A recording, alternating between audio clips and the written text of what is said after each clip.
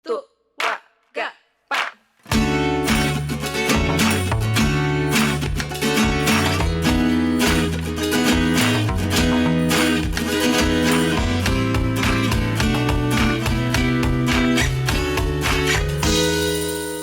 Hai semua, ketemu lagi di podcast Jauh di Mata Dekat di Hati. Gue Dinda. Dan gue Bubur. Di podcast ini kita mau ngobrol-ngobrol tentang pengalaman enak dan gak enaknya jadi orang Indonesia yang tinggal di luar negeri. Episode hari ini, kita mau ngobrolin satu tempat yang laku banget didatengin semua orang. Lebih laku dari mall loh. Loh Bur, kan hari ini kita mau ngomongin kamar mandi. Iya kan? Maksud gue, lo lebih sering ke kamar mandi kan daripada ke mall? Ada lawakan Bubur. Lawakan keren. Please deh.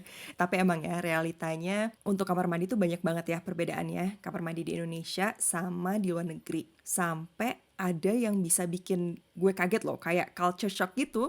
Ya, emang terus udah gitu kamar mandi tuh kayaknya sebetulnya mendasar banget. Kita semua pakai. Tapi nggak kepikiran gitu. Oh, emang ada ya perbedaannya gitu ya? Nah, ternyata ada ya kan. Dari bentuknya, dari isi kamar mandi, terus kayak kegunaan kamar mandi, esensi kebersihan, banyak banget gitu kan ternyata perbedaannya.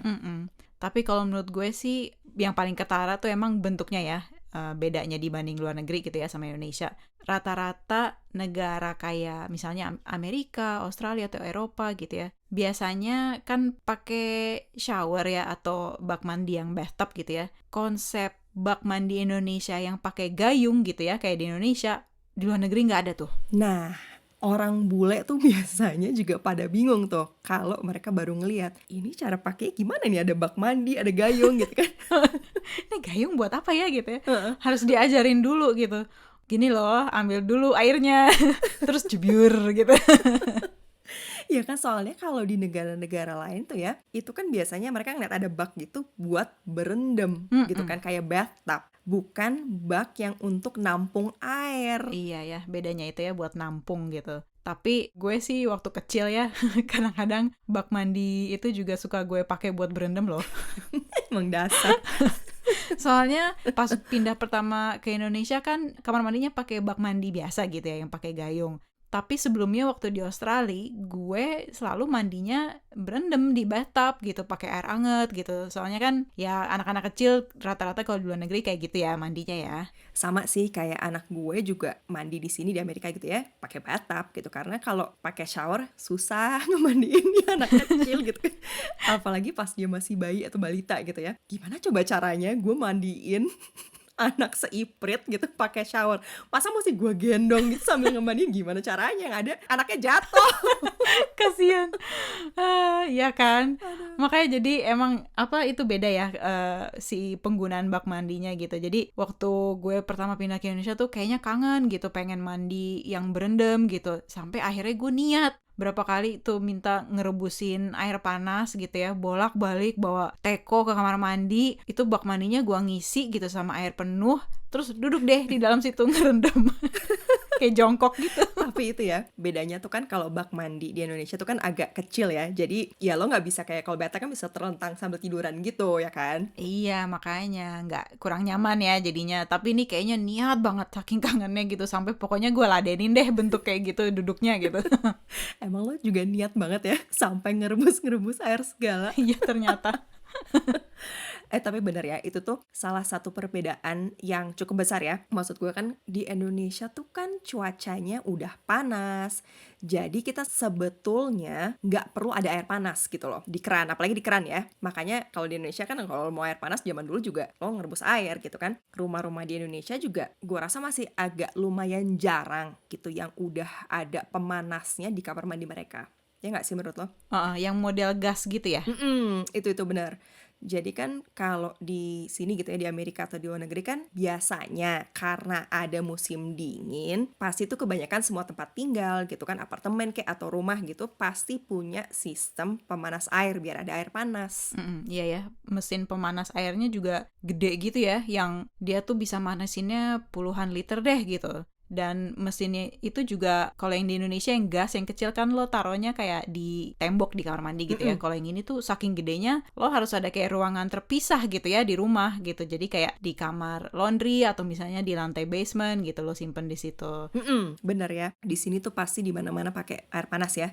Maksud gue selain di perumahan juga kayak di gedung-gedung, di toko, restoran, semua tempat umum lah ya gitu. Pokoknya itu pasti ada banget saluran air panas. Kalau di rumah kan ya dari kamar mandi sampai keran dapur sampai buat laundry juga udah pasti ada air panasnya juga gitu. Karena kalau enggak, lo kebayang nggak sih pas musim dingin atau salju mesti pakai air, terus airnya air dingin, yang ada lo jadi Olaf kayak film Frozen, beku ya kan. Beku. Ketahuan punya anak nih obrolannya Olaf di film Frozen. Ember. Terus juga lo nyadar nggak sih kalau di sini ya di Amerika kamar mandi itu di dalam kamar mandi ya itu biasanya ada fan-nya loh. Oh iya ya. Tapi fan bukan kipas angin lo ya maksudnya? Bukan kipas angin. Kipasnya tuh kayak kipas sentral yang ditaruh di plafon gitu. Cuman buat sebenarnya tuh kegunaannya untuk ngilangin uap biar nggak lembab ya. Karena kan biasanya kalau habis mandi gitu apalagi pakai air panas gitu kan banyak banget kan uapnya gitu. Jadi sengaja selalu ada si fan ini, kipas sentral ini tuh biar uapnya hilang gitu, biar bisa keluar. Tapi bentar Din, gue tiba-tiba keinget waktu gue pertama pindah ke Australia pas kuliah. Jadi waktu itu tuh sempat ada kayak kemarau gitu yang berkepanjangan gitu ya, berapa tahun gitu. Itu sampai pokoknya level air di kayak bendungan airnya tuh sampai udah tinggal dikit gitu. Hujan juga jarang turun gitu. Pokoknya di mana-mana persediaan airnya terbatas deh gitu.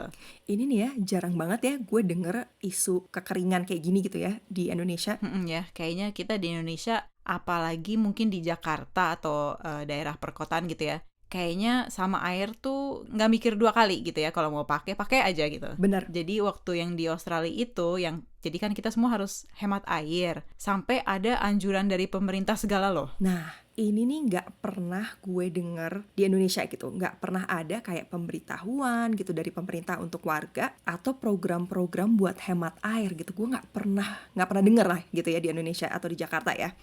Iya ya, kayaknya ya. Jadi kalau dulu tuh anjurannya dari pemerintah misalnya disarankan mandinya 2 menit aja gitu. Atau kalau nyiram tanaman pas udah malam atau pas udah sore gitu. Jadi supaya airnya nggak cepet nguap gitu.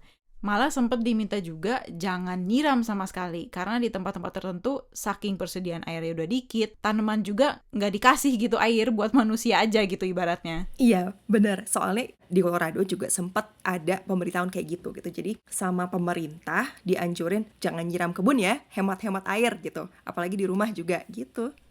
Iya kan? Terus yang terakhir nih ada anjuran juga kalau pakai toiletnya cuman buat pipis, nggak usah di flush dulu. Deng. Asal jangan abis makan jengkol aja. Ih, bau ya.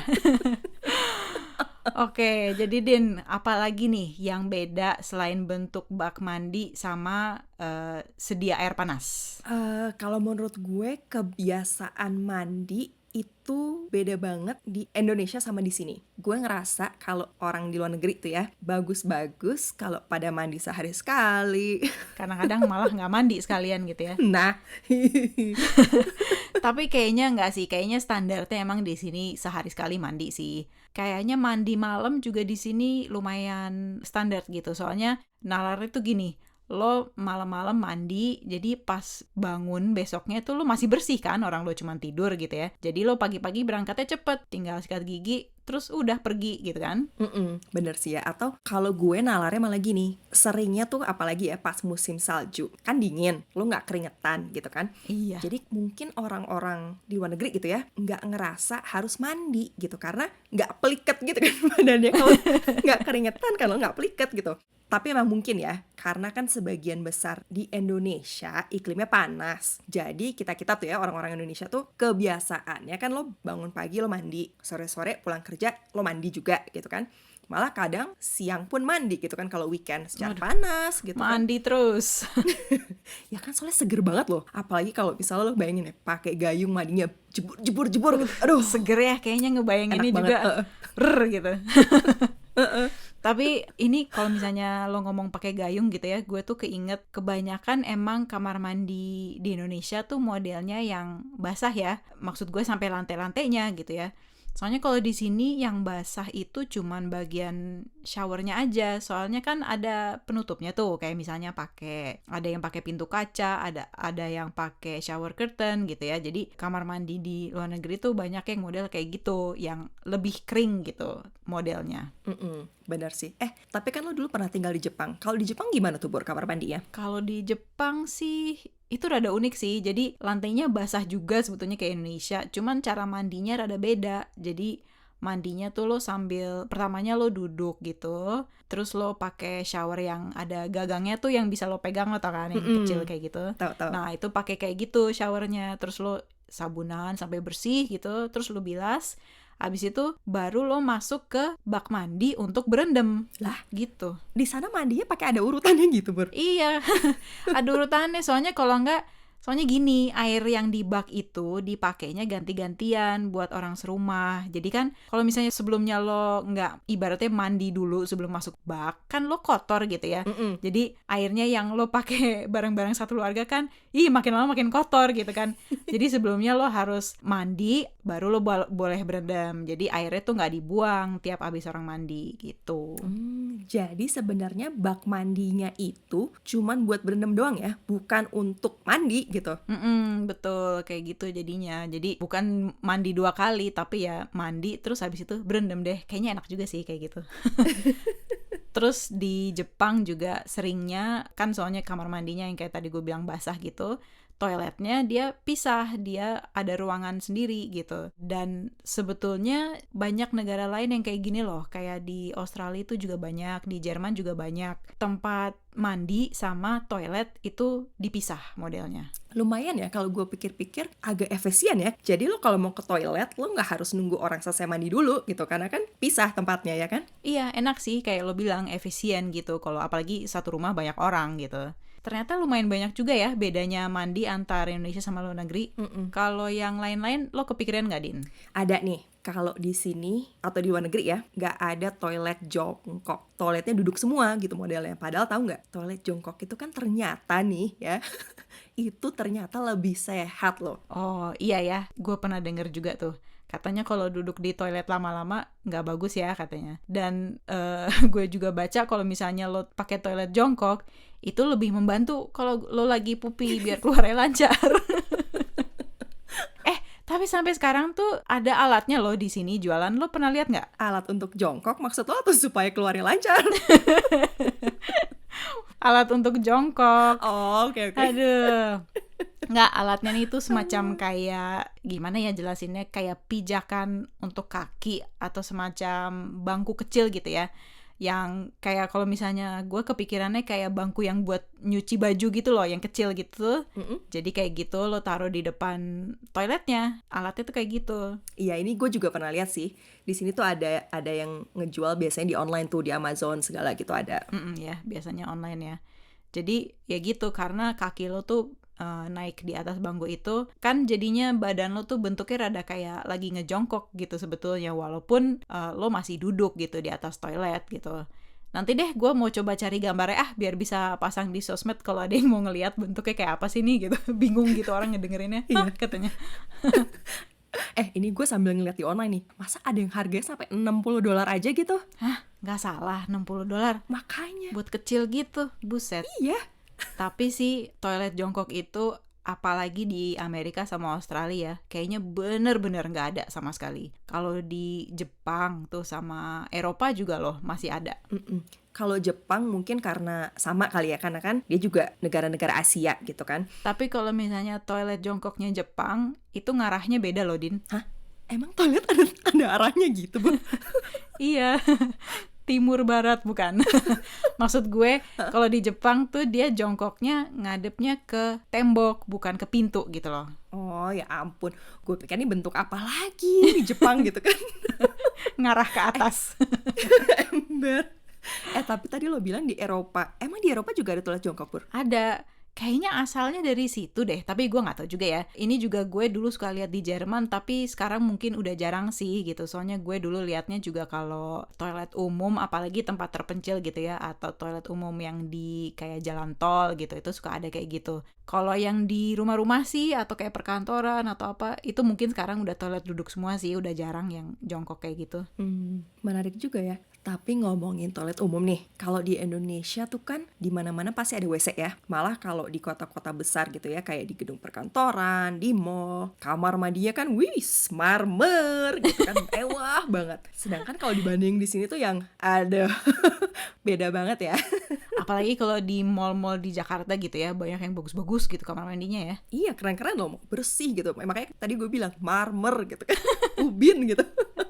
Sedangkan kalau di Amerika ya Allah, toilet umumnya ya pas-pasan banget gitu, secukupnya banget. Jadi ya orang-orang yang terlantar di negara Amerika ini ya harus nerima aja gitu ya, ikhlas. Iya emang agak mendasar gitu ya toilet umumnya ya. Tapi gue tuh yang paling aneh sama kamar mandi umum di Amerika. Dan ini maksud gue kamar mandi umum yang ini ya, yang lo masuk tuh banyak toiletnya gitu, bukan yang cuma satu ruang per orang gitu ya. Di sini tuh toiletnya jeda pintunya gede banget. Lo suka nyadar nggak, Din? Banget.